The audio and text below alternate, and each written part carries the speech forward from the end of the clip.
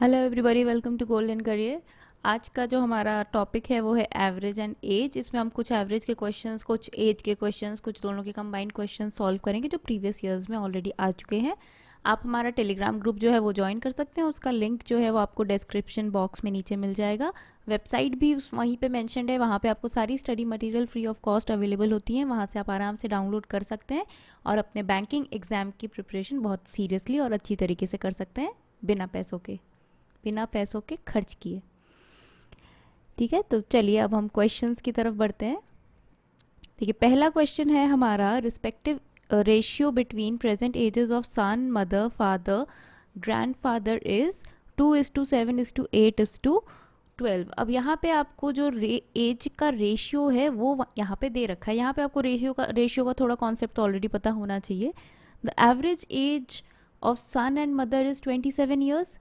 तो average age son और mother का कितना दे रखा है? 27 years. What will be the mother's age after 7 year? ठीक है, तो यहाँ पे आपको दो काम करने हैं, वो हम देख लेते हैं। एक तो आप यहाँ पे इनका जो रेशियो है उसको आप रेशियो को एज के फॉर्म में लिखिए। तो सबसे पहले है सन, मदर, फादर और ग्रैंडफादर। इनके मैंने बस फर्स्ट लेटर्स लिख लिए हैं। तो सन का एज हो जाएगा 2x, ठीक है। मदर का एज हो जाएगा 7x।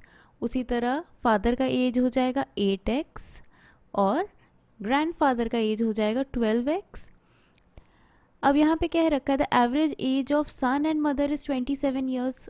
तो अब सन और मदर का जो एवरेज एज निकालेंगे, यानी इनका एज हमें पता चल गया, यानी 2x प्लस 7x। अगर x नहीं लगाते तो वो रेशियो होता। अभी हम लोग x से मल्टीप्लाई कर दिए तो अभी इनका एज है, ठीक है। 7x upon 2 is equal to 27, ठीक है। एवरेज है दो लोग के एज का।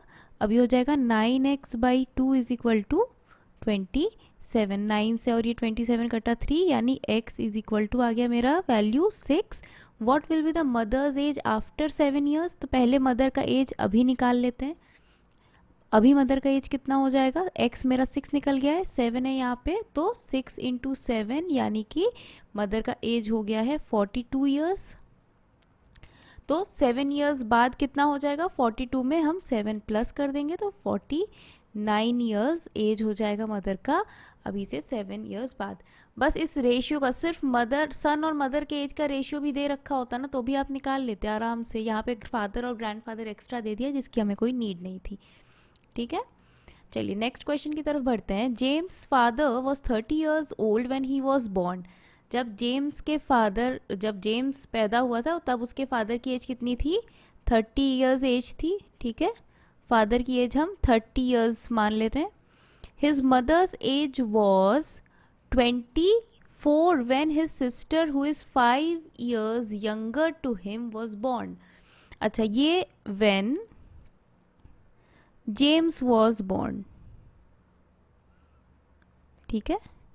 और मदर की एज क्या है? 24 ईयर्स है। कब? When his sister was born, ठीक है। तो ये जो 30 ईयर है और वो 24 ईयर है, वो एक पॉइंट पे नहीं है, एक समय पे दोनों का एज नहीं बता रहा है। जैसे अगर इस टाइम की बात करें, आपकी एज 22 है, आपकी मम्मी की एज 43 है, ठीक है। ये जस्ट फॉर एग्जाम्पल 53 है, ठीक है। तो अभी दोनों को इसी पॉइंट पे हम एज देख रहे हैं ना, तब हम डिफरेंस निकाल सकते हैं। लेकिन ये एज डिफरेंस, ये एज जो है ये सेम टाइम पे नहीं है, इसलिए इनका हम डिफरेंस नहीं निकालेंगे, ठीक है। तो अभी हमें सेम टाइम पे एज निकालना पड़ेगा, ठीक है। देखिए, जब जेम्स पैदा हुआ था, जेम्स के पैदा होने के 5 साल बाद उसकी सिस्टर पैदा हुई थी, यानी 5 साल उससे छोटी है। तो 5 साल बाद, तो यानी जब जेम्स पैदा हुआ था उसकी मम्मी 24 साल से 5 साल और पहले की बात है, ये 24 साल पे तो इसकी बहन पैदा हुई है। तो यानी 5 साल पहले जेम्स पैदा हुआ था, तो 5 साल पहले मदर की एज क्या हो जाएगी? 24 में से 5 माइनस कर दिया, 19 ईयर्स। 19 ईयर्स कब? When James was born. अब देखिए, अब फादर और मदर का एज जो है सेम पॉइंट पे हम लोग देख रहे हैं, ठीक है। जेम्स जिस टाइम पे पैदा हुआ था तो उस टाइम फादर की एज 30 थी और मदर की एज 19 साल थी।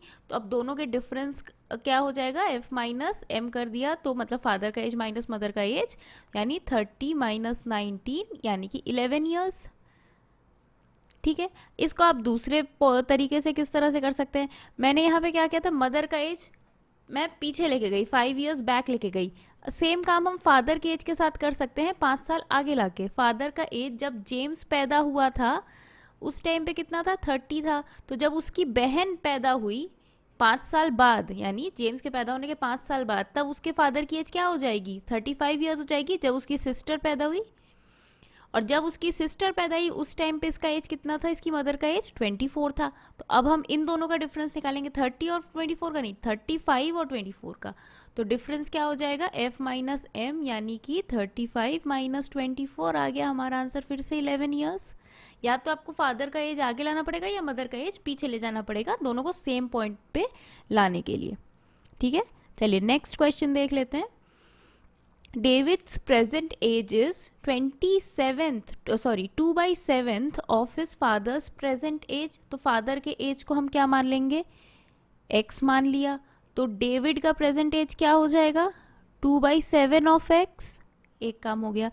David's brother is 3 years older to James. ठीक है, यहाँ पे थोड़ा सा ये सेंटेंस गड़बड़ है, यहाँ जेम्स नहीं आएगा, यहाँ आएगा डेविड। ठीक है, David's brother is 3 years older to David. तो डेविड का जो ब्रदर है, डेविड का ब्रदर, हम उसको डीबी लिख रहे हैं, उसका एज डेविड से 3 साल ज़्यादा है, उससे 3 साल बड़ा है। तो ये 2/7x+3 हो जाएगा। अब the respective ratio between present ages of David's father and David's brother is 14:5। यानी कि डेविड्स फादर का एज क्या है, x, एंड डेविड्स ब्रदर का एज क्या है, ये 2/7+3। ठीक है, इक्वल्स टू 14:5। तो हमें डेविड का एज निकालना है, यानी इस इक्वेशन से मेरा x का वैल्यू निकलेगा, मेरा x निकल जाएगा, तो हम डेविड का एज भी निकाल लेंगे आराम से। ठीक है, अब इसको सॉल्व कर लेते हैं। 5x is equal to 14 into 2/7x+3। तो 5x is equal to 4x plus 42 sorry.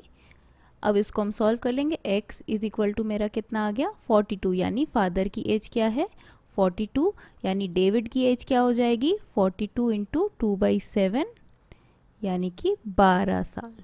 तो what is the present age of David, 12 years। ठीक है, चलिए नेक्स्ट क्वेश्चन देख लेते हैं। The average age of a husband and a wife was 23 years when they were married 5 years ago। 5 साल पहले जब इनकी शादी हुई थी तब उनके एज का एवरेज क्या आया था, 23 years। ठीक है, the average age of husband and wife and a child who was born during the interval is 20 years now। ठीक है, अब जो उनका बच्चा है और उसका इन तीनों का मतलब हस्बैंड, वाइफ और बेबी, तीनों का जो एवरेज आ रहा है एज का अभी प्रेजेंट में 20 years आ रहा है। तो how old is the child, तो चाइल्ड का अभी एज कितना है। तो अब हम क्या करेंगे, देखिए सबसे पहले हम निकालते हैं कि 5 साल पहले इन दोनों का एज का सम कितना था। ठीक है, sum of ages of husband and wife कितना हो जाएगा, 23 इनका एवरेज है, दो लोग का एवरेज है, यानी 23 इंटू 2, यानी आ गया यहाँ पे 46 years। ये जब इनकी शादी हुई थी तब इनके एज का ये सम था। ठीक है, अब 10 साल बाद, ठीक है, ये 5 years बाद अगो की बात कर रहा है, 5 साल पहले की बात कर रहा है। ठीक है, तो 5 साल पहले दोनों की एज का सम 46 था, तो 5 साल बाद हस्बैंड की एज भी 5 साल बढ़ गई और वाइफ की एज भी 5 साल बढ़ गई। तो इनके एजेस का जो सम होगा प्रेजेंट में वो हो जाएगा 46 + 10, यानी कि 56 years। ठीक है, ये प्रेजेंट एज का सम है। ठीक है, यहाँ पे ये चीज़ थोड़ा सा आप ध्यान रखना कि ये जो 46 आया था ये 5 साल पहले इनके एज का सम था। 5 साल बाद दोनों की एज 5-5 साल बढ़ गई, तो टोटल जो है उनका एज जो है वो 10 साल आगे बढ़ जाएगा, यानी 56 साल हो गया। अब यहाँ पे हमें एवरेज दे रखा है तीनों के एज का।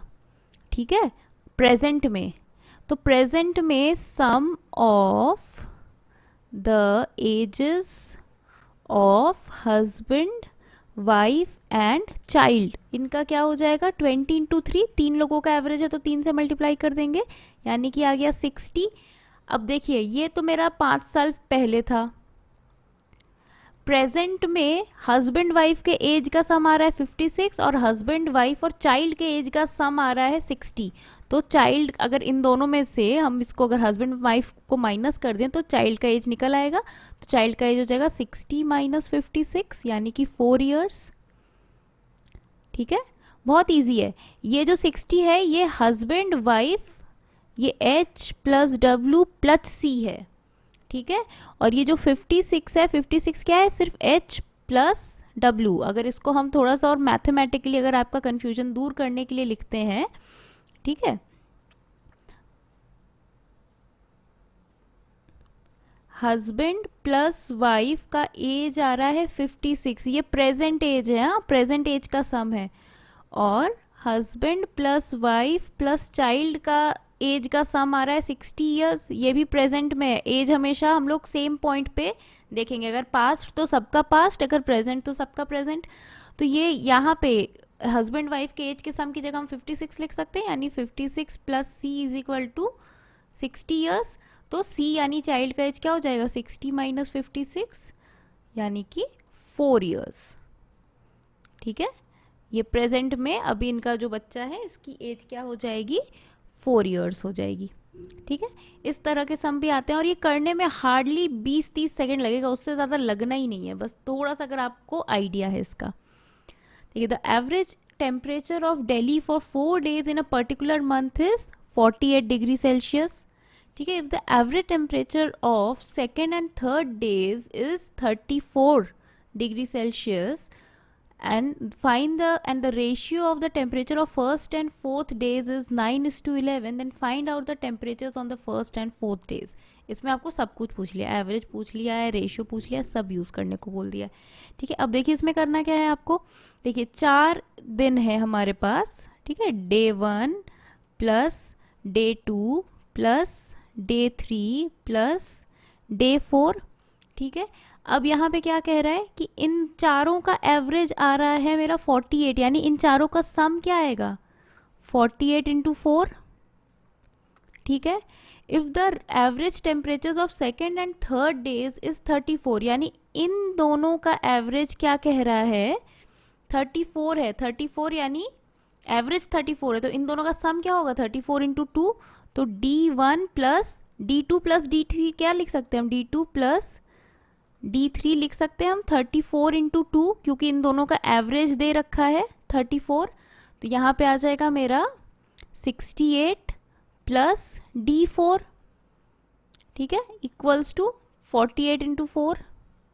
अब यहाँ पे हमें क्या दे रखा है, यहाँ पे रेशियो भी दे रखा है। किसका दे रखा है, फर्स्ट और फोर्थ डे का रेशियो दे रखा है। तो हम किसी को भी D1 को या तो D4 से रिप्लेस कर देंगे या D4 को D1 से, और इसी तरह से हमारी वैल्यू निकल आएगी।